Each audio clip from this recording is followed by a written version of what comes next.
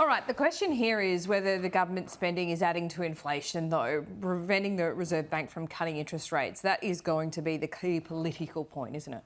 You betcha, because that is one of the big issues as to whether the government and its spending is actually working against what the Reserve Bank is trying to achieve, which is to bring inflation back under control. So right now, as we sit here, according to some forecasts, there's been an extra $11 billion worth of spending by this government. But then, according to Chris Richardson, for every $7 billion of extra government spending, it's equivalent to around 0.25% rate movement. So therefore, as a result, you could suggest that even what the government has done in this last financial year has effectively meant that it's the equivalent of a 1% move up or down in interest rates. So if you're expecting 0.25% rate cut, well, maybe a bit more, maybe much of that has been taken up by the government spending and effectively adding to inflation. Now, the government denies this categorically. Jim Chalmers will say until up hill and down dale that our spending is not causing inflation. We think we can raise wages without creating inflation. You've heard that many times, but in reality, any spending by government has to ultimately feed into the economy, which includes even the new stage 3 tax cuts, which of course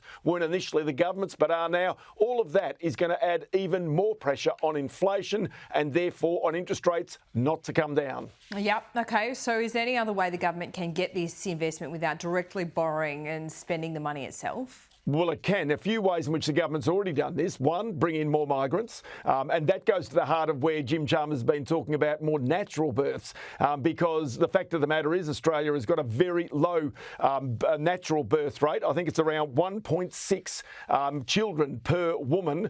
Compare that with 1961, I had a quick look, which was 3.5 children per woman. So you can see that Australia's natural birth rate is one of the lowest in the developed world. In fact, one of the lowest in the world. And so that's one way you can do it. But a second way you can do it is by the government, which is likely in this budget, to hand out more incentives for super funds to co-invest alongside government or industry, or indeed for industry itself to go into some key areas. One of those we know is the energy transition, where there'll be likely big incentives, tax incentives, for that type of investment to be rolled out into the future to try and speed up the energy transition, which is also the reason why even this week there's been that big gas future update from the government to basically ensure there is energy in our system out over the coming decades. Yeah, some in the left wing don't like it. What did Costello say, Ross? It was one for mum, one for dad, one for the country? One for the country. That's three, right?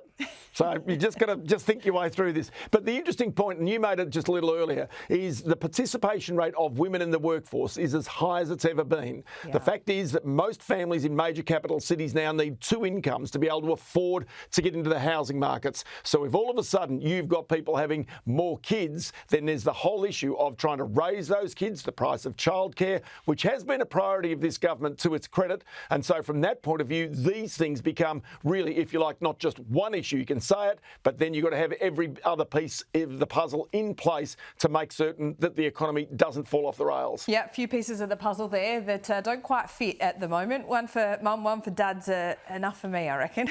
Ross, I'll see you soon. And we will have the biggest and best coverage of the budget, of course. That is on Tuesday night.